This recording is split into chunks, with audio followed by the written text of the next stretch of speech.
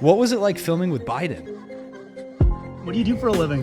What do you do for a living? What are you doing on my property? Oh, shit, you're actually serious. I moved to Dallas, and within like a week living there, I see all these nice cars, and I'm like, what does that person do? Yeah. And like, why don't I just ask them and film it? There's like Secret Service people all around. Like, I like blacked out for like 4 minutes straight.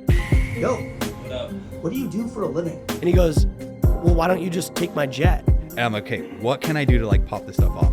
We're gonna give away a fucking house. You had like, I'll call it a normal job, and then you were just like, fuck this, I'm out. Is he has a Lamborghini yacht. There's 2 in the world that are made right now, I think. Conor McGregor has the other one. He's like letting me drive the yacht, and she comes out and he's like, write him a check for 10K. And I'm like, What? Cancel that check, rips it up, and he hands me 20K. So I think he's like number 7 in the world richest. I interview people a lot, and I'll be like, did you go to college? Like people that drive Ferraris. And a lot of them say no.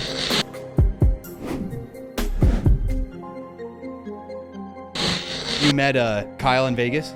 Yeah. What was Kyle, that like?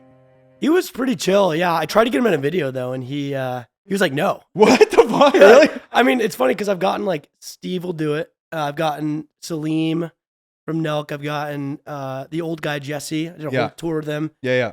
I'm standing next to Bradley Martin, who I filmed too. Literally all of his friends. I are sold next Bradley to- his house. Oh, really? Yeah. Oh, he's a great guy. Yeah. He's one of the first collabs I ever did in LA. But Really? but yeah. So I'm next to all these people, and Kyle from Nelk's right there, and I'm like, yo, so yeah, would you want to like be in a clip right here? It'll take 5 seconds. And he's like, oh, let's do it another time. I was like, Oh no. all right, dude, I've been watching it for like 10 years, but nice to meet you. Yeah. Don't meet your heroes. You went up to the hot girl on the dance floor and she was like, Yeah. not today, buddy. Had to try. Had to be snuck into that area too to even get up there. And I was like, fuck it. Yeah. That's kind of sick. Yeah. Dude, Oh, I was on. can I cuss on this, by the way? Yeah, fuck it. Okay. Hey, fuck it. Okay. Yeah, it's just YouTube. Dude, I was on the phone with fucking Bob Memory last night. Oh, really? Yeah, I was like, so just shooting out random DMs to like line up podcasts. Yeah. And like, I didn't expect a response, but he actually responded. Oh, no. Gave me his cell. And I call him, and it was like kind of a really quick, like hectic phone call. He's like, yo, like fly out to Vegas tonight. Like we'll film podcast. And I was like, okay, let me like check my schedule, check with the wife, like all that shit. And then we just start texting back and forth. He's like, but I might be asleep. And I was like, I don't know if I'm flying to Vegas last minute Oh my God. I might be asleep. Yeah, bro. Dude, yeah. I'm telling you, people in Vegas, I've been burned a lot. Have you? Yeah, I've been burned by some people. I'm especially so grateful rappers. I didn't fly. Yeah, rappers are the worst though. If they say they're gonna do a video, I'm like time and place, date, like give me like those security. Now I'm like I need everything before I show up because like it's happened so many times. Yeah. So like when you shoot with people, are you usually doing like the car stuff? Yeah, I mean usually I'll do like the standard, formula. I'll do like car garage tours a lot now and like Oh really? mansion tours like crib style. Yeah. And then we'll also do like yacht videos in Miami. But yeah, most of the time it's like I'll do my standard like running up to random people on Rodeo Drive and whatnot. Yeah. And like all around, I'll go to car shows and whatnot. With celebrities, I'll know when they're at a certain time and place, and I'll like bum rush them. Yeah, I love Sometimes that. we'll do skits and whatnot too. But Yeah. like they're like, oh, some of your videos are set up. I'm like, okay, with Joe Biden and shit like that. Yeah, like, yeah. It's not gonna be like where I just randomly You ran up to can't him bum and rush tackle. the prez, dog. Like, Yeah, no, exactly. But like with a lot of them, I just run right up to these celebrities at events, and they're like, "What the hell?" And I'm like, "Yo, yeah." So I think that's why I haven't been invited to some of these like, I see like a lot of celebrities are going to like the People's Choice Awards, Oscars, stuff like that. I feel like they're like, we don't want this paparazzi man showing That's up so and fucking funny. running dude. up to people. But I don't know, it'd be good advertising. So. But I love that, dude, because you like, I feel like you just took this formula that you like. First of all, how did you come up with this like idea? And I was just like curious how people afford like cars, and like I was into cars, but I was like, okay, I see someone driving a Ferrari. I just graduated college and moved to Dallas, and I'd never seen nice cars like in my life. Like in Tucson, Arizona, where I grew up, there's no nice cars. Like, on the Dirty street. T, yeah. So yeah, dirty T. So like I saw like a couple Ferraris in my life at this point, basically. It's like not like a super small town, but like there's no one driving Ferraris. Yeah. So I moved to Dallas, and within like a week living there, I see all these nice cars, and I'm like, what does that person do? Yeah. And like, why don't I just ask them and film it? This was like right during the TikTok gold rush, basically. Mhm. So I had 0 followers on TikTok. I post one video and it gets 50 million views, like my first video. Oh, Ask shit. people what they do for a living. Some guy says he sells drugs for a living, and that's like how it first popped off. And then I just keep doing it. And I've been doing it for like 3 years, and people are still interested, which is kind of wild to me. Dude, it's the most interesting thing ever. Like every video I watch, because I'm the same like interest. I want to know what people do. So when you walk up to him, I'm like, wait, okay, what does he do? Yeah. I want to see it. What does this guy do? Yeah, and I guess it's because like it's always different every single time. Yeah. So like you're not gonna get the same response. You're gonna get new cars that are now coming out. So like new cars and that combination. But I will say it gets a lot harder to entertain people with doing the same concept. So like I'll roll up to like 100 people on Rodeo Drive, like where I film a lot of videos in LA. And I'll probably use like 4 of the clips or like 5 of the clips. Like I'll use like barely anything I film because like the answers now have to be like super inspirational or like super wild. Yeah. You know, Yeah. no in between basically. I think that's like really good for people to hear that like you're going out, you're doing the hard work of filming 100 people. Like that's a lot of work. And you've been doing it for 3 years. That's what people don't see. They're like, okay, this guy just like got lucky. And like, no, you film 100 people, like you're doing the hard work. And that's why your career has fucking taken off. Yeah, it gets scary, honestly, like rolling up to people. Like a lot of the times they get mad at me, and now like I kind of like those videos. I'll post like compilations, like only if people like are just absolute dicks. Like I love those ones, by the way. Yeah, like windows down, they're on Rodeo in a Ferrari. I'm not like going up to them at a grocery store. I'm not like going up to them in their driveways. Like they're on like the street to show off. It's like known as that street. People get new cars and go on that street to go show off. So like they have their windows up or down and like they're bumping music, and I like ask them what they do, and they're like, "Fuck you." I'm like, okay, like you kind of were asking for this. If they're just like, oh, please don't film me, I won't post that. But like, it is kind of like unnerving sometimes when you have to roll up to people and like, if they say like no or get out of my face and then trying to do it again. And it's just like not the easiest sometimes. Most of the time people are pretty chill. Like 99, 95% of the time people are chill. And then there's like that 5% where people are like, get out of my face. Yeah. Like, okay. If they're respectful, it's fine. If they're like absolute dicks, I'm like, fuck you. You're like, all right, you're about to get blasted on social media. Yeah. Like I don't like to use my account as like a militant, like, thing. But like if someone's going to be like a dick, I'm like, all right, like. Well, it's good content. Like, yeah, it's really good. It's like that. Those videos, do they do better than? Yes. Yeah. Really?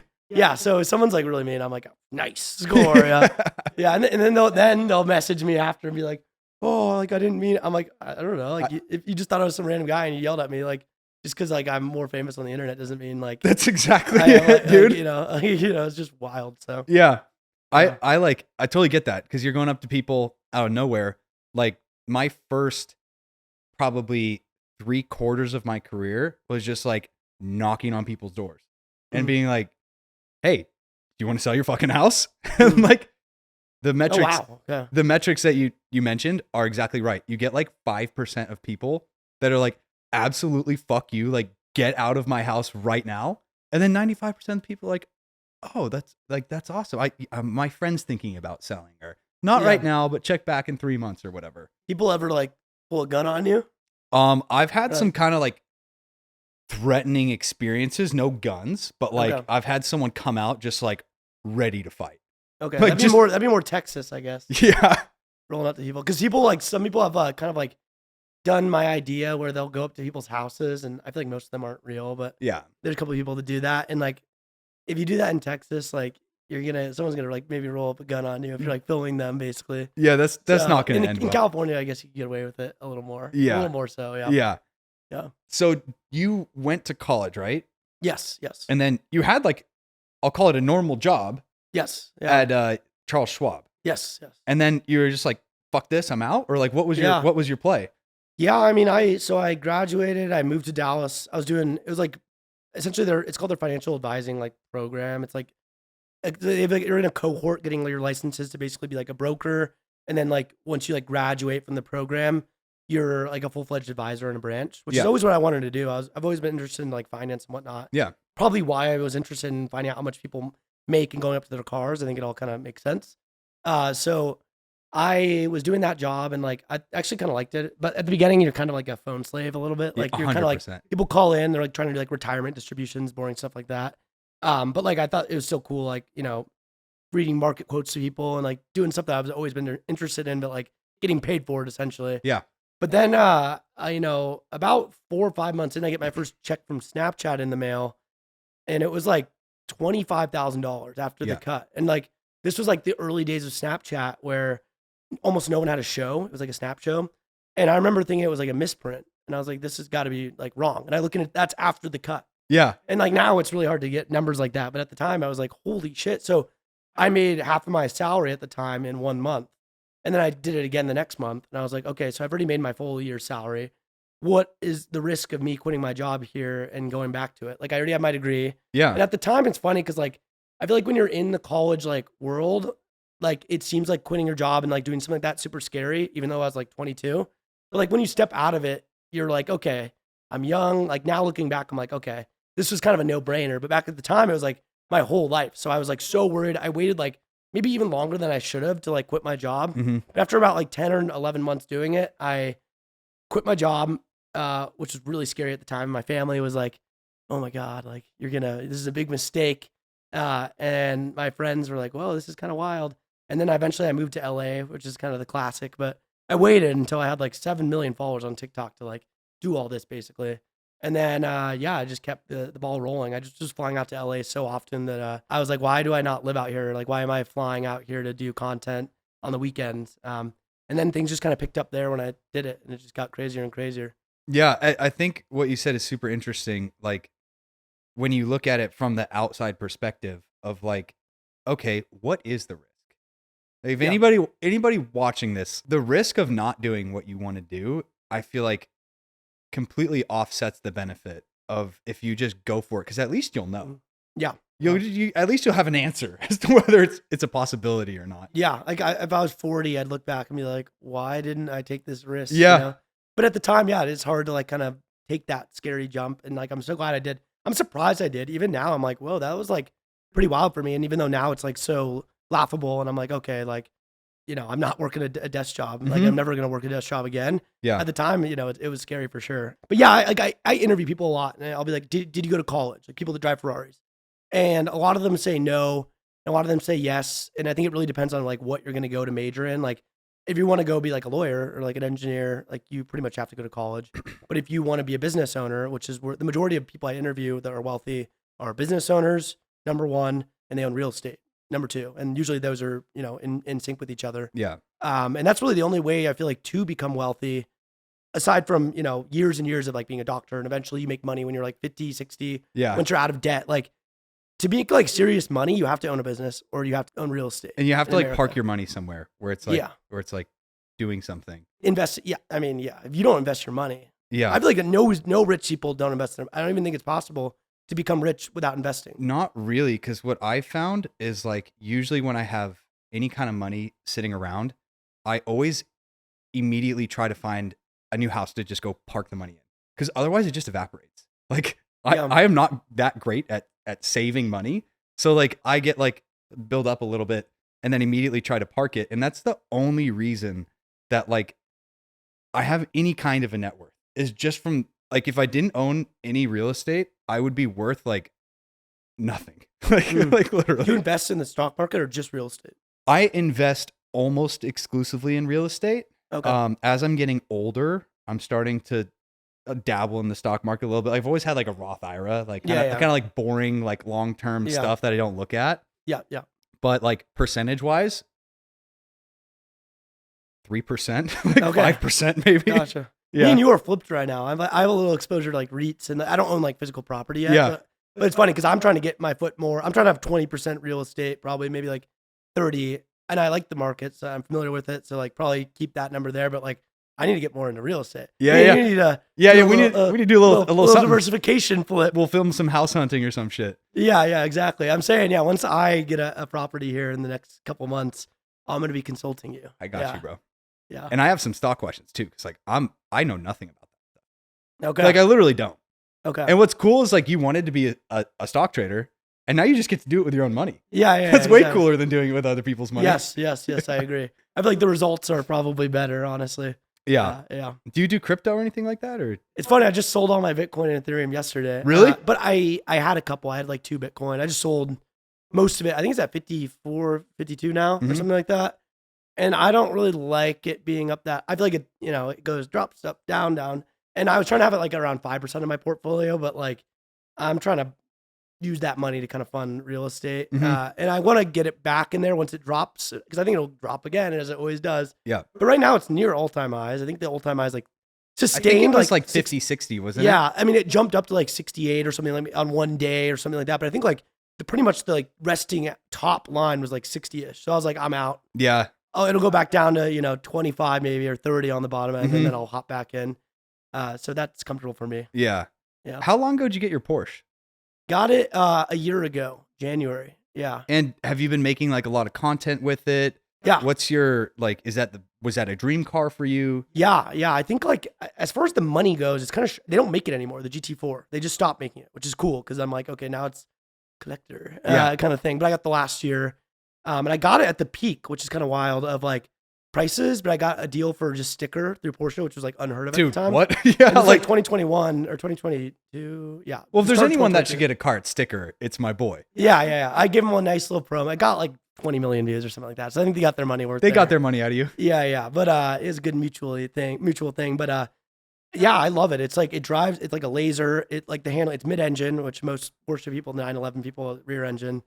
I say it is a better driving car. There's a reason why if you take it to the Porsche Experience Center and you want to do like their off-road experience, they're doing a GT4 for you because like learning how to drive. Like the thing drives exactly where you want to take it. Yeah. Basically. And it works really well in most conditions. So I love it. And then I just got the Audi RS Q8 because I needed something to like lug stuff in. And then I have a Tesla as well that I kind of just mess around with. The beater. Yeah, I was gonna destroy it and for a video. Go whistling diesel on it. Yeah, I was trying to do a series where I every single day would destroy a part of it until Elon Musk let me ask him what he does for a living.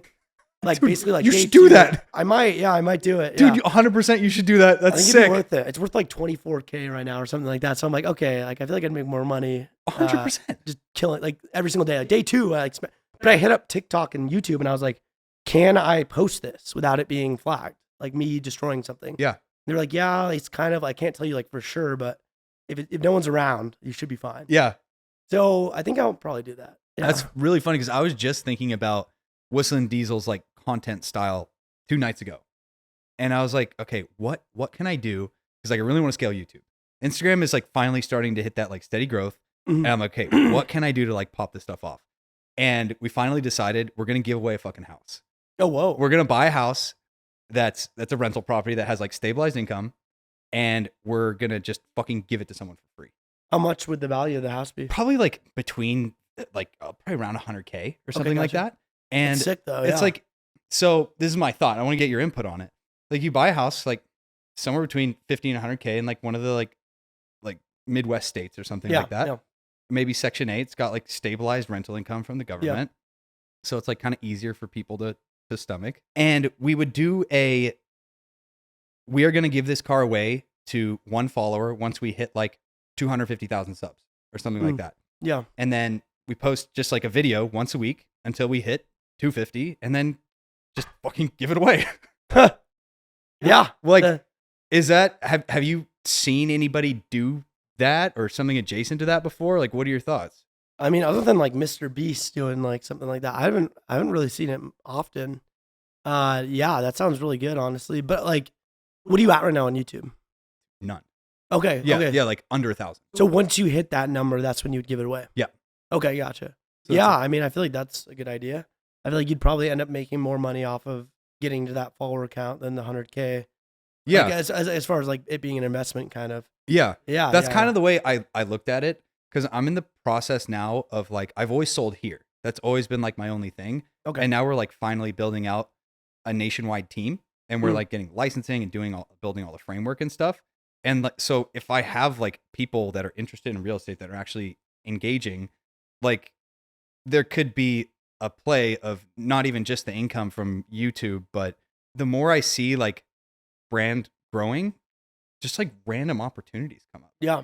Speaking of random opportunities, big shout out to Inspired Garage. They specialize in high-end cabinetry. They're going to be replacing all of these cabinets, which would be in frame of the podcast. Super high quality, really cool stuff. Thank you guys so much. What were we talking about before that? The giving away a house house. giveaway. Yeah. Yeah, so I was just thinking, okay, Mr. Beast like he's destroyed my car in a video. Yeah. And I'm Wow. like, okay, if he can find cash flow from that somehow, I'm going to be able to find out like some kind of way to do something like that. Yeah. Yeah.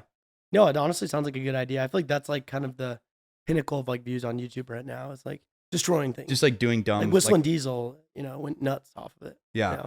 How did you build your YouTube? Was it just kind of putting shorts out that helped like the same TikTok content throwing it over onto shorts and then posting some long form, or what? Yeah, what is I your mean, recipe? like my long form is not. It doesn't really do anything. Like it's interesting. Like most of my traffic comes from the shorts page. Yeah. So I've done like a lot of long form YouTube videos. Mhm. Like, and the ones that do better would be like car collection, like garage tours and stuff like that.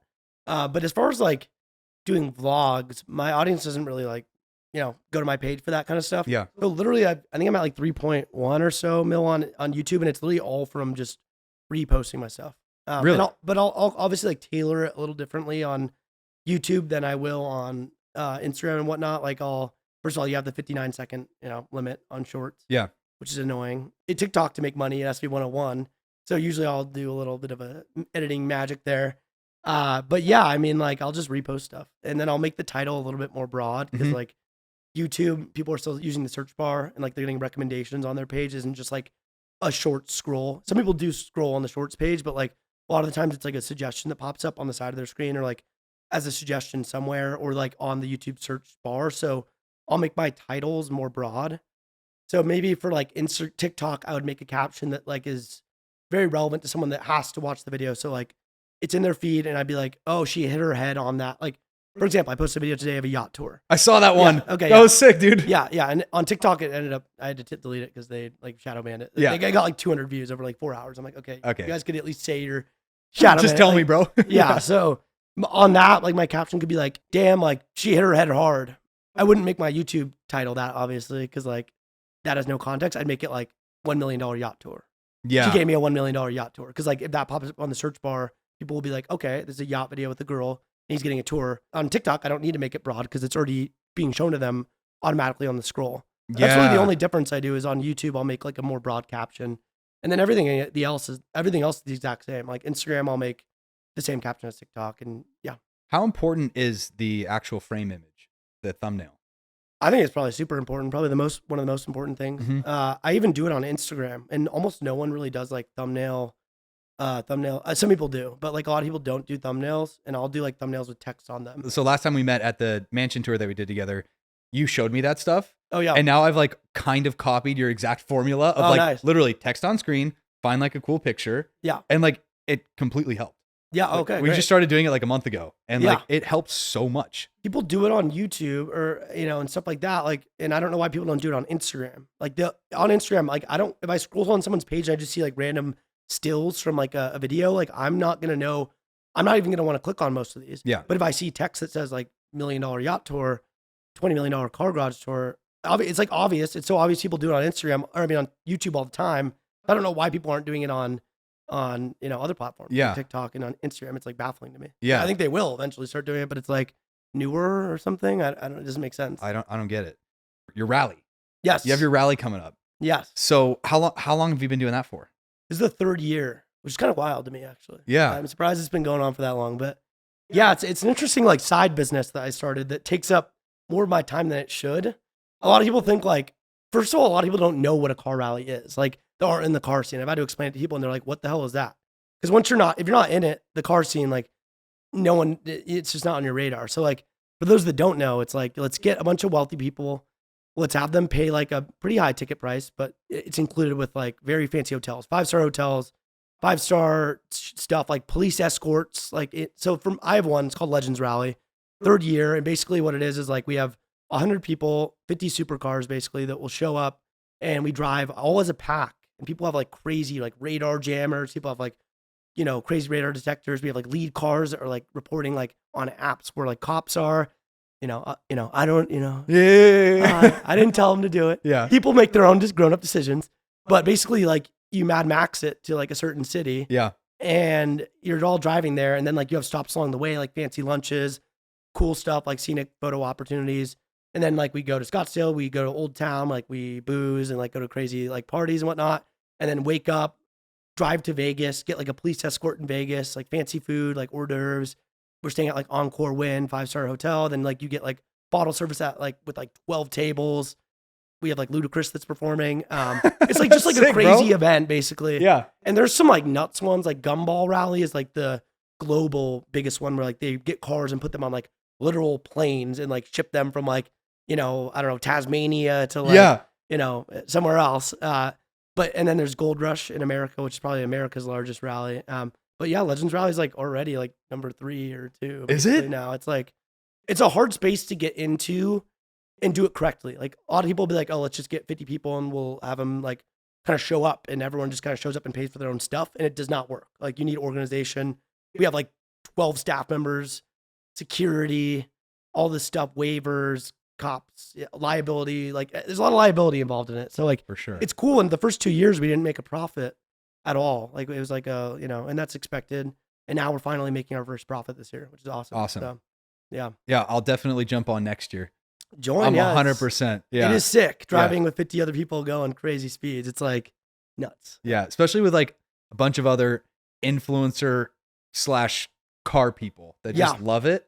Yeah. Like I don't really, there's not really a huge business benefit for me doing like those kinds of things. Yeah. But I'm so down. Like I just like, it's like summer camp basically with like a bunch of guys and everyone's just like fucking around. yeah, It's so fun. Yeah. I've gone on like 7 of them now and I'm like addicted to them now. Like yeah, you just like, it like relieves your stress, like riding with everyone. It's so fun. yeah. I'm super excited, even though I'm like, I host it. Like I'm more excited. Yeah. Yeah. I've done one where it was just like a quick rally from here up to Monterey for Car Week. Oh, okay. And it's I've like- done that too. Yeah. It's so hectic. It's amazing. Like, Yeah, it's just yeah, so yeah. crazy. Who'd you go with? Was it I went with it was DDE, Daily Oh, Driven cool. Exotics. Oh, nice. Okay. yeah, okay. it's just like we all met and then we drove up, just like filmed some content and stuff. Oh, nice. Okay. And it yeah, was I've done a lot of fun, stuff with dude. them. DD boys. Yeah. Have you? Yeah. Yeah, it's fun stuff. Yeah. Monterey Car Week is like my Disneyland. Like it's so crazy the amount of content I've gotten up there. Yeah. Yeah. So are you doing, I saw you just did the yacht. Are you starting to do more like real estate style stuff? What's your trajectory right now? Yeah, I mean, like I've been doing like kind of like house tours for a while. Like any like celebrity that went, like I've done like Jake Paul in Puerto Rico. We've done like random celebrities that have like nuts garages and like houses will fly all the way out wherever in the world basically to do it. But then also like, yeah, yachts, watch collections, like anything luxury Yeah. is like solid. And I've been doing it for a little bit because like obviously the what do you do for a living thing, like who knows how long it will continue for. And I've Mhm. literally said this like for years. It's weird that like I keep saying it, it keeps going and it will die eventually. One day it will die, but I don't know when. But yeah, I mean, will luxury content die? I don't think so. I don't think so. There's new cars that come out every single year, and that's always going to be interesting. New watches, new houses, like new celebrities that want to show stuff off. It's been done, like Lifestyles of the Rich and Famous, Cribs. This is like the new kind of like more relatable remake, I'd say. But like I do it in my own style, and I feel like I do it a little more raw and Yeah. with less production that makes people a little less on edge, and like I just make it a lot more casual. Like yeah. me with my iPhone and like some mics and like my squad, and like we just kind of run through stuff, and like it's not PG, we do whatever, and like it's just cool. Yeah. Yeah. Like the one we did, I explained it to people. You literally roll up, you walk through the house, and you immediately, like your brain works very well. You walk in there and your shot list is like done. Like you already have the whole thing mapped out. You walk in with the iPhones Yeah. and it's like, it's all filmed on iPhone. yeah. It's crazy. Like it looks like there's so much more production value behind it with like cameras and stuff.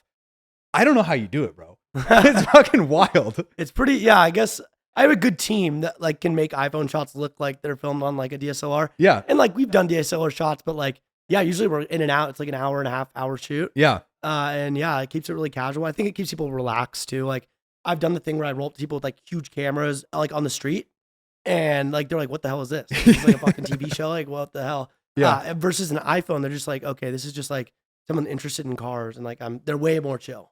What Yeah. percent of people recognize you when you walk up to them at the car now? Oh, on Rodeo, like most people now, which makes the video style a little bit different now because you have people that are potentially putting on a front in some capacity. A lot of people still don't know, but like some people are like, oh shit, like, oh my God, this is going to be seen by a lot of people. So you get some people that are like really hyped and super excited. And they've been like, some people like drive on Rodeo, like waiting for me to kind of roll up to them some days, or like, I'll be there and post an Instagram story and people like will drive there to be in a video. Yeah. Which is cool. But then also you get people that are, like they're just like, oh my God, holy shit. Like, you Yeah. know. And also people that haven't seen it, but like walking on the street now, it's like, I don't show my face that much in videos. I'll keep it like more about like the subject that I'm interviewing. But like I do now, if I'm walking around and like on an average day, say I go to the airport, I'll have Mhm. like a couple people walk up to me which is like not a crazy amount. It's like a cool amount. Like it's like, oh, nice, you know? Yeah. But it's not like debilitating.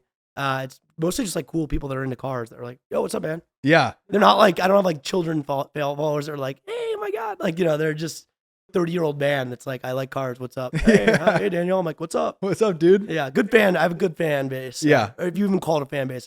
People that like watching cars. Yeah. That I seem to. No, dude, you definitely have a fan base. I mean, yeah. It's not like it's not like other people that have like I'll say again, like younger following. Like they have like, oh my God, I love you. Like it's mostly just people that are like, you know, I feel like people in the car scene are pretty chill. You know. Yeah. And they're for just sure. like, yo, what's up?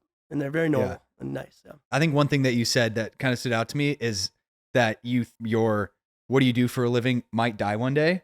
But what's awesome is that you've built such a big brand now that like you could almost do anything. Like if you never filmed another car again and all you did was pivot into something else, people are still going to watch. Yeah. Because like you've built this brand and you have this content that is just like, you have a style and it's very entertaining to watch. Like no matter what happens, like you're chilling, bro. I hope so. I don't know. I have a little more of a pessimist. I think it's good that like I kind of can be a little pessimistic You have sometimes. to. Because like, you know, in the world of like entertainment and whatnot, like you can just, you know, with YouTubers and whatnot, you can just flip into be irrelevant basically in like a second. Oh my gosh, at the beginning for the first 2 years, really in the last like year, I've kind of been like a little more on what you're saying where I'm like, ooh, whoa, that ash is a hardcore on the floor there. Yeah, okay. You got the fancy floors. I'd say like for the first 2 years of my content, I was like, okay, this is going to die any day now. Like I literally like did not believe it was real. And I was like, this, especially for the first year. Oh my gosh. I was like, I'm going back to work any day now, basically. Yeah. And then year 2, I was like, okay, like this is still like not very stable. And now it's gotten to the point where like I'm a little more on your side of the page there as far as like, okay, maybe if this doesn't work out, what do you do for a living ends tomorrow? I could do real estate stuff. I could do really any kind of content. And because luxury, thankfully, is very timeless. Yeah. It's like evergreen content. Yeah. This is the technical word to describe it. Like these videos couldn't be viral 10 years from now and still be getting views on YouTube and whatnot. But where I do want to be is like have a little bit more of a following on long form content. Because I think that's where you can really build a stronger audience and then also be able to market things easier. It's very hard to market on short form. Yeah. Like, how do you do it? It's like, okay, I just launched a merch line and like, I like it. I'm wearing it right now. I think it's sick. People that wear it like think it's cool, but like, how do you make content that's short form that people will see that's an ad and make it trend? You have to be super, super creative with it. These guys, Inspired Garage, wanted to do like a short form and like be in it. And I was like, I can't. Like, I cannot make a really engaging piece of content that another content creator wants to collaborate on with an advertisement. It just doesn't exist. Yeah, no, it is not a thing. Yeah. Because like even even if it's a good video, obviously like the platforms, you know, will recommend things that are shared more, good like ratio, all that kind of stuff. Like, and no one wants to like an ad. No one, like, I'm not, unless it's a really clever ad, in which case, which is rare, people are like, this is a great ad, which does happen occasionally. Yeah. And those videos do better. Like 99% of the time, you're not going to get a viral video out of an ad. Yeah. I couldn't see it. I could not think of a way to do it at all. You got to be like, and I shake the people that hire me to do ads. Like I'm like, some of them get it and they're very like savvy with it. Basically it's like a sliding scale in my opinion. It's like you can have a piece of content and the more addy it is, the less views it'll get. Mm-hmm. So you want to be subtle. And I try to tell this to advertisers. I'm like, let's put your ad in, like, let's make it, I'll tag you in the caption and like, let's get it in the background, briefly mentioned. In that video could get like 30 million views because it's just good content. But the second you want to like get more of these like addy, like brand, old man, like TV kind of like words in there, especially with car advertisers too, I'm like, you're not going to get views. So it's really what you want. Do you want more ads and less views or whatnot? And it's the sliding scale. So some advertisers get it and like are savvy. And some people are like 7 years old, like old man marketing companies. And they're like, just throw in the keywords there. Yeah. And I'm like, okay, don't get mad at me if it doesn't do well. Yeah. I remember last time we filmed at the mansion. Maybe this is true, maybe it's not. At that point in time, like 2 years ago, were you at the point where like you didn't really want to do advertisements in your videos because it could affect the performance? Or yeah. I mean, at the beginning for sure. I think by the time when we did that video, I was more chill with it. I think even back then I was like, let's make it like very like entertaining and snappy how we do it. Yeah. But like at the beginning I was super wary of doing ads. Cause Cause I was just like, okay, like whenever you're first starting out, people get mad if you're doing too many ads. But now I've become like way more chill with it. But I still like put a lot of thought into my ads. Yeah. Like I definitely don't have a script where they go, okay, like if like an advertiser will come to me and be like, here, we're going to do like this very general formula that like we're doing with 10 other influencers. And we want you to just sit in front of a camera and like in a room and like shout out our product in some lame way. I'll always be like, okay, I can do that for you, but I take a lot of pride in how I do advertisements. I want my followers to like them, and I want it to do well too, so that other advertisers see that I'm good to market with. Yeah. So that's another thing too. If they give me a bad concept, I'm like, this could be bad for me because I don't want advertisers to see like he got 10,000 views on a product. 100%. So I try to put all I can into ads and try to make them good and way better. And it's crazy that some of these companies are just so I don't know. Don't get me started on these modern marketing companies. They're figuring it out. But at the beginning of the TikTok days, they did not figure it out. Yeah. One thing that kind of stood out to me that you're talking about was how even in the first 2 years, you're like, okay, is this going to die? Like, is this going to, and I think having that, like, at least for me, it was like neurotic and like a little bit of like insecurity. Cause like I just dropped out of college and like no college degree. I was working at like a company and I was like, all right, I'm going to do real estate. And I was so insecure about it because all my friends had like salaries, like they're at big firms, whatever. And that like insecurity for me is what drove my success. Like because I was so on edge of like, am I going to fail at this? Like I dropped out of college. Like what the fuck am I going to do if this doesn't work? Yeah. So like I was door knocking every day. And like, you need that fire. You have to have that little, you gotta have that hint of insecurity get under you of like, am I like, is this going to work out? Like, it's like a healthy, like, well, sometimes it can be a little unhealthy. I think it's but I think, maybe not because in retrospect, it's a good thing having like fire underneath you. You're like, holy shit. Like, if it doesn't work out, it's, because, some people are like Nepo babies and they're like, I'm going to make content. And they have no like, fear of like, if it doesn't work out, then they'll be fine because they can just go back to doing nothing. Yeah. You need that like pressure to pay rent. It's very different when you have to do something. Like if you just literally have to make it work because there is no other backboard, like, that is the best. Yeah. You have to. Yeah. Or And it's scary when you do something like that because you don't want to be an idiot and go back to being like, well, but then again, it's kind of what we were saying, like, at least you tried, which most people don't. Yeah. So even if it doesn't work out the first time around, I'd say I wouldn't get discouraged for most people. Like I guess I'll say I definitely got lucky at the start with TikTok. I mean, literally the fact that my first video got 50 million views means like with the way the algorithm works, it was shown to like I had 0 followers. So my first video was shown to 5 people. 2 out of the 5 liked it. And then it snowballed to 10 more people. And so like, for example, if, people didn't like it, those first couple people, literally probably 5 people or 10 people max didn't like it, I wouldn't even be sitting here right now. So luck at the beginning. And then I'd say like sustained, there's some phrase for it. It's basically like what you do with luck is, you know what I'm saying? Yeah. Like what is it? There's some term that I like. It's like a phrase that people say. It's like, oh God, this is going to bother me. Something meets something. The way I look at it is like, there are other people that have gotten millions of views on a TikTok and did fucking nothing with it. Yeah. Like that's happened a fair amount. Yeah. And you were able to stay consistent with it and spin it into, hey, it's Daniel Mac. Like when I told people like that you're coming on the podcast, everyone's stoked. They're like, they're like, how'd you get Daniel Mac? Blah, blah, blah, blah. I'm like, dude, he's the man. Like he's my boy. Like, too kind. We just you just show up and you just with your buddy filming. Like it's cool. Yeah. What was it like filming with Biden? That was wild. Yeah. It was like, I had to come alone to this shoot. And like, I got an email from the White House, an email. And I was like, this is a scam. Like this is like a spam thing. So I checked the domain, which I always do. And like, it says whitehouse.gov, like at whitehouse.gov. And I was like, what the fuck? And it's like message from the White House, like is what the subject line was. And I was like, okay, hey, what's up? I'm someone from the White House. Like, we would love to hop on the phone with you to discuss like content. And I was like, is this for like the VP or like either way? I was like, holy shit. So I get on the phone and he doesn't even bring up Biden at first, but he's like, we want to do something potentially with the White House. Like, can we get your info? I'm like, what do you need? And they're like, we need your hometown and your name. And I was like, that's it? And they're like, yep. And I was like, okay. And then 3 weeks later, they're like, okay, we did a I don't even know what it's called. Something with a V. They did a full some brown test, some like thing, and he's like, "You're good," and I was like, "Okay," and they're like, "Now that we're clear, we want to do a video with Biden at the White House or something," and I was like, "Whoa." Really? Yeah, dude. And they're like, "But maybe," and I was like, "Okay, this would be super viral, obviously, like regardless of political beliefs."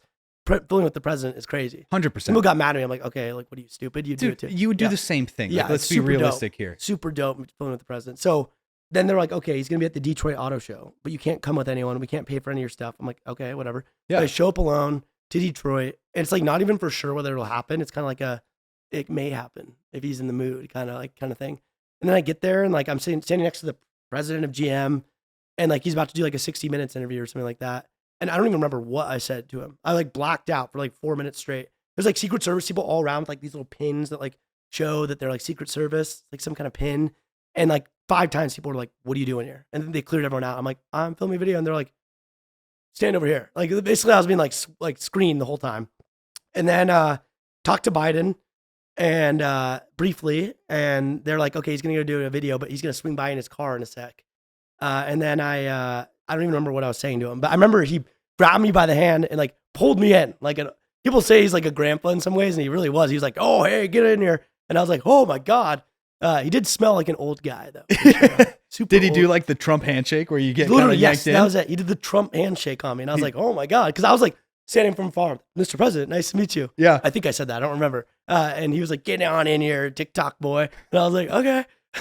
And he was really nice, actually, super friendly. And then Did he hold like a conversation? yes, Like, we were it was chatting. pretty solid? Although I'll say I don't remember what I said because I blacked out. I would have too, dude. Fully I would've been blacked like, out. What? Like I'm surprised I didn't like faint because I was just like, it Yeah. didn't seem real. Yeah. And then he swings around in a car later, and I roll up to him. Like, I asked what he does for a living. He says he's like, I forget what he says exactly, but I'm married to Joe Biden is what he said, which is, he said, people thought he said Joe Biden, which led to more comments because he kind of like slurred his words a little. Yeah. And then he asked me if I want to go to Washington, I can hop in the back. And I almost literally did because I thought it'd be funny to like jump in the back and be like, "We're going to the White House."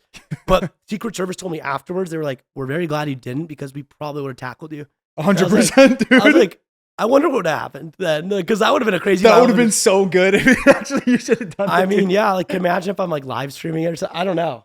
But yeah, it was pretty wild. And then that video was the fastest to 1 million I ever got on a video.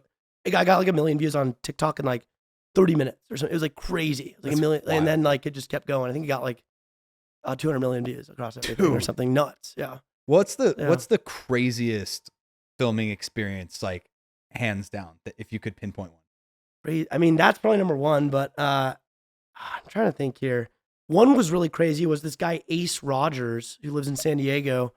I rolled up to his yacht. He has a Lamborghini yacht in San Diego, and there's like 2 in North America right now, and like 17 or something that will ever be made. Conor McGregor has. There's 2 in the world that are made right now. I think Conor McGregor has the other one. Yeah, But, like they're being made. And this guy Ace, I don't know how he got it, but he's like this crazy eccentric, like I don't even know, not billionaire, maybe a billionaire. yeah. He's very rich. And I roll up to him as he's about to leave in San Diego, and he invites me on his Lamborghini yacht. We party on his yacht. He's like seen my videos before, and he's like, "Get the fuck on here." Yeah. And then he's like letting me drive the yacht. It's like nuts basically. And then that night I'm like, okay, we have to get back to our hotel because we have to drive back. And he's like, "You have to drive or no, we have to fly back on a flight." And he goes, "Well, why don't you just take my jet?" And I was like, "What?" He's like, What? "Well, just stay here, party. I'll get you a hotel room so we can like party all night. And like, I'll just get you on a private jet." And then we fucking take the jet back home. Dude, And that was fucking crazy. And then what? he's a crazy gambler. And that day we were doing like an office tour at his place. The next day after we had done that, and basically he goes, "All right, 10K on blackjack. Let's play." And I was like, 10K I win, 10K I pay you if I lose. And he's like, no. 10K, if you win, I'll give you 10K. If you lose, you don't owe me anything. And I was like, okay. So I do it, I hit, and he busts. And he goes like, "Assistant." And she comes out and he's like, "Write him a check for 10K. And I'm like, what the fuck? And she's like, okay. And then all my 3 other crew, so my guy Blake, and then this guy Diego, and my friend Zach are all there too. Yeah. And he goes, "All right, guys, 5K each, same game." And then they all play, they all hit. He goes, "All right, 5K, 3, And the person comes in and hands them all checks for 5K. Then he goes, all right, double or nothing. And I was like, fuck, dude. Like, I just wanted to walk away with it. But we were like filming and I was like, okay, like I can't be that bad of a sport if he's, if I have no risk. Yeah. So double or nothing. And I hit and I win. And he goes, cancel that check, rips it up. And he hands me 20K. What? And then, yeah, he's just crazy. This guy's a 3-legged dog that's like, he spends $200,000 a year on it just for steak at this restaurant, Javier's, like the Mexican restaurant. We walk into the restaurant, it's a reserved spot, his spot 24/7 or 365 days a year. And the dog gets 2 filet mignons a day from this restaurant. And I thought he was fucking with me. So we go into the restaurant and he's like, no, ask the servers. So I go, hey, what does this dog eat? And they're like, 2 filet mignons a day. Every day. Oh my God. Every day of the year. And I was like, what the fuck? And he said he spent $2 million a year at this restaurant. He spends $2 million a year. What does this guy do for a living? He's a professional gambler and he owns a business that provides software for private practice doctors. So he's just rich as fuck. And he's crazy too. Is he the richest guy that you've like filmed with so far? The richest guy would be Richard Branson, probably. That was a crazy thing too. I filmed a brand deal with Virgin Galactic where they were doing like their first space shuttle launch kind of thing, like spaceship launch with like astronauts in it. And I filmed them all when they all got back from like their flights, basically. So I think he's like number 7 in the world richest or something, like maybe 10. I filmed with other billionaires too. I'm trying to think who they are that I filmed with, but like I filmed with several billionaires. How do they operate, not like financially back end, but in terms of how they run their life and like how they communicate? What do you think the difference is? Like what is the difference between them and like us sitting down? Like what are these guys wired like? I think they value time, obviously, as their most important asset because there's only so much. So they're trying to do anything they can to delegate. And this is really anyone that like you step up in like the higher the money, the more they value their time because basically they're trying to do anything they can to get back time. So like hiring an assistant to do all their stuff that they don't need to waste time on, or like someone that will do their laundry or anything. Like time is such a currency to them that really anything they can do to like having a private jet, not having to wait in line at anything else, like having someone that picks you up from the airport, like everything is time related. And I think that's like something that is most valuable to them that I've noticed. And I would say also real estate is the common denominator there. I mean, like on every capacity, on any level of wealth, especially the richest people, they all own lots of real estate. Yeah. They all invest, obviously. And they don't really act like ballers. Like, and that's like, people know that. Like, you have like the PR, publicists like with Sam Bankman-Fried and people like that like will literally pay people to go around and make it look like they're such a, don't care, frazzled look. A lot of that's PR and they hire publicists. A lot of these people hire publicists to really convey that message. Like Bill Gates being the everyday man that drives his 2005, whatever Camry. And he doesn't ever, even though he's on a private jet half the day. Like, okay, it's publicists. And people on these like Instagram, like wealth pages will be like, oh, this is like Warren Buffett, and he doesn't care. And, some people like Warren Buffett may not care about wealth like other people do. But I think a lot of them that I've actually met in real life, they're just not flashy and they're not like stuck up. Yeah. The more money you have, I feel like you're really broke if you are trying to flash your exuberant life like a lot. Yeah. And you're trying to make everyone know that you're wealthy. And like the richest people are kind of like a lot more like low key and like reserved. And especially with yacht people. So like all film car people and like they're wealthy obviously and they're down to talk. But like the richest people that I would ever encounter, like yacht owners, are never down to be filmed for the most part. Really? Except for a few people. It's so hard for me to get yacht owners that are chill, that own these like mega yachts, like 200 foot plus. Like they have their crew that are usually the ones that like will answer the door for me essentially when I'm like, hey, what's up? What do you do for a living? They're never talking to me. So they are private. I guess I'm rambling, but to answer your question, they're private. No, that's super interesting for everyone to hear. Like people love learning about how these cats operate. Yeah. It's just a different level. And you're exactly right. The people that are like doing well, maybe like don't really have like as much of a net worth are generally the people that I find in my business that do have the like craziest stuff. And they're constantly like trying to do that peacock method. Yeah. And like sometimes when you're like flexing what you have, it actually ends up like doing the opposite because the guy standing next to you has like 2,000 times as much as you do. And he's like, all right, like, Yeah. like, that's kind of So cool. embarrassing. Yeah. Yeah. They say like the common phrase is like money talks, wealth whispers, which I find really, really true. Yeah. Cause yeah, like another guy's Gil Deser, who I just had on my podcast a month ago, and he's like worth like $4 or $5 billion. He's basically done all the massive commercial real estate on the coast, up past Miami, kind of like Boca Raton area and like Sunny Isles. And he's like the nicest guy in the world. Like literally takes me out in his car, doesn't care about like most of his possessions, down to do whatever, and like super chill. I feel like most of them are really nice once you kind of break in there, but most of them wouldn't be on a podcast. So like that is kind of like a rare exception. I'd say like they're nice if you can like kind of talk to them, but they're not normally very media facing because there's a lot of stuff that is risky. With that. Like we're both obviously like big car guys. So like that's something that I'm willing to spend money on because I'm so passionate about it. What other things, like, are there any other things that you're interested, like shoes or whatever, that you spend money on, or is it just kind of like you like your cars and that's? Yeah, that's interesting. I'm not like the biggest spender. I mostly invest what I make. I think I will be more spendy later once I get some of that sweet compound interest. But like right now, I kind of like You are a finance guy. Yeah, it's a little bit like, I mean, sometimes I need to like kind of treat myself a little more because like sometimes it's like, okay, I view like a car, for example, a $150,000 car. Right now, it's worth $150K. If I don't spend $150K and get something else, it'll compound and be worth future value like $1 million in whatever years, something like that. Like it's dangerous to get in that like line of sight where you can't enjoy anything. Yeah. I like cars a lot, so like that's the biggest purchases that I've made are the GT4, RSQ8, and a Tesla. But aside from that, I'm trying to think of what I actually spend money on. I kind of have like a Yeezy collection, and that's like there you go. nothing that's like crazy expensive. But yeah, I don't really spend much money, honestly. I kind of like save and invest most of my stuff. Yeah. I don't really spend a lot of money. I don't like it. I will Cars, kind of only spend money on cars and real estate. Like I don't have nice clothes. Yeah, me Like, either. I think I have like 2 suits. I refuse to wear a tie anywhere ever. Same. Like yeah. I just I'm done don't. with the ties. Yeah, Yeah, it it's looks just, better anyways. The Vegas look. Yeah. yeah. Like I dropped out of college. I'm not doing it. Like Yeah, I'm not that yeah. guy. Yeah, I agree. I think cars. Yeah, because I spend a lot of money on like mods, like exhausts, like wraps and stuff like that.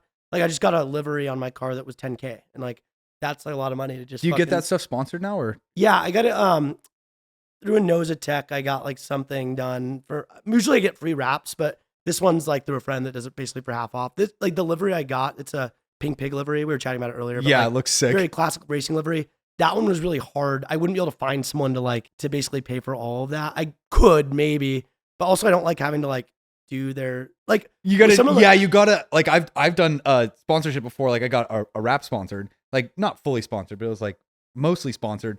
And they're like, all right, where's my referrals? Where's Yeah. like where's my like, They want their you things. stop and- posting. It's like, I'd rather just pay for the rap. Yeah. So I've gotten to that point at the beginning, everything I would do for free. And now I'm like, I don't really want to have to play by their rules with how I post. So for stuff like that, because I can write it off, essentially it's basically like if I'm getting taxed at 50%, it's like half off what I would normally pay by reducing my taxable income. Yeah. So like a 10K wrap is about 5K more than I would have paid by not getting the wrap. Yeah. So because of that tax advantage, I'm kind of like, for 5K, I'd rather just do what I want with my wrap and not Yeah. have to do certain requirements. But for more expensive stuff, like my downpipes that I'm getting, I got them through FabSpeed, and they're like a company that does like stuff like that. Like that's more expensive, and that's like sometimes it's like 15,000, stuff like that. I'm Yeah. like, okay, that's worth it for me to do a sponsorship with. And it's 100%. easy to do it in a post. Yeah. But yeah, some stuff I will just say, fuck it, I don't care, and I'm just gonna pay the money and do whatever I want.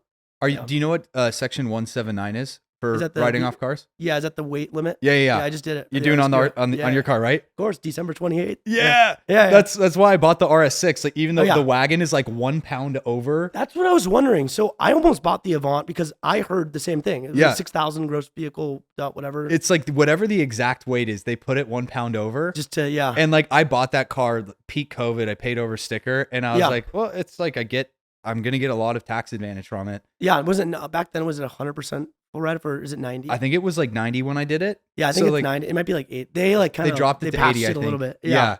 In the Yeah. first year, but it's still, fully. Yeah. I think a lot of people don't understand like the tax advantages. Like Yeah. people driving around G wagons, Urus, all these people are getting massive tax write offs. Yeah. Like huge, and everyone looks at it like, oh, this is like a really stupid investment, blah, blah, blah. And a lot of times it is, but like there's Yeah. some benefits that come from it. Yeah, I did that. It was like late December, and I was like, "Why am I not doing this?" That's literally why I bought it. Yeah, I love that. I almost bought your car though. Dude. Like I literally, I was like, but because I already had the Tesla and the GT4, I was like, I need a big car to like transport stuff. Yeah.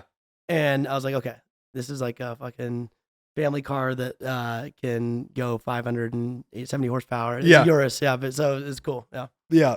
And another like big thing that people overlook is like half the reason that I buy supercars is like the brand aspect of you can get so much marketing out of a car. Yeah. And like Yeah. a lot of times if you buy it right, you can like make money on it or kind of break even or whatever. And it's cars. I said this on my last podcast, was like the biggest real estate I did was from a car friend. Mm. He was like, we both had Lamborghinis at the time, and he was ready to sell his house. He's like, Shane, I got to sell my house. Oh I yeah. was like, all right, fuck it. Let's do it. Yeah, yeah. I have a friend too that co-founded my rally with me, and he got into this. He moved to Dallas.